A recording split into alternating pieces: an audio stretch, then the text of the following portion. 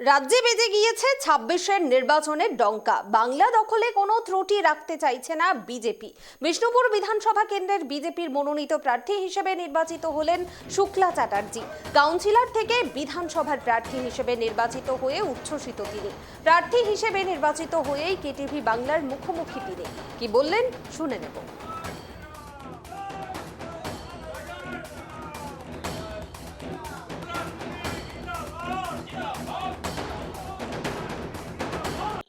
আশা রাখবো যেরকম দল আমাকে বিবেচনা করেছে আর আমিও দলকে যেন পদ্মফুল দিয়ে জেতাতে পারি এই আশা রেখে আমি এগিয়ে যাব। 2021 সালে তো বিজেপির তরফে টিকিট পেয়ে তন্ময় ঘোষ জয়লাভ করেছিল এবং তার 25 দিনের মাথায় তিনি বিজেপি ছেড়ে তৃণমূল কংগ্রেসে যোগ দিয়েছিল।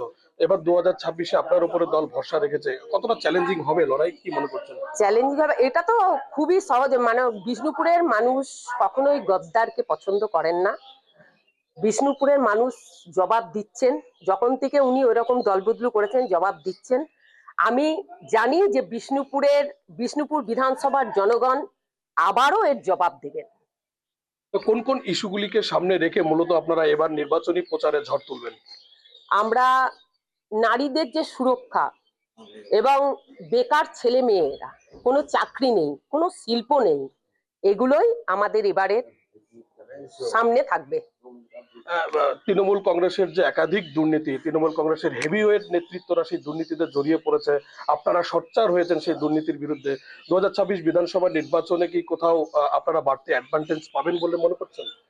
হ্যাঁ, এটা তো ওরা যেভাবে দুর্নীতি করেছে সারা পশ্চিমবঙ্গের মানুষ দেখছে, জানছে, এবং যেভাবে চারিদিকটাই ঋণে ঋণে জর্জরিত করে দিয়েছে, তাতে করে আমরা মনে হয় আমাদের সারা পশ্চিমবাংলায়, শুধু বিষ্ণুপুর কেন, সারা পশ্চিমবঙ্গে আমাদের পদ্ম ফুটবেই।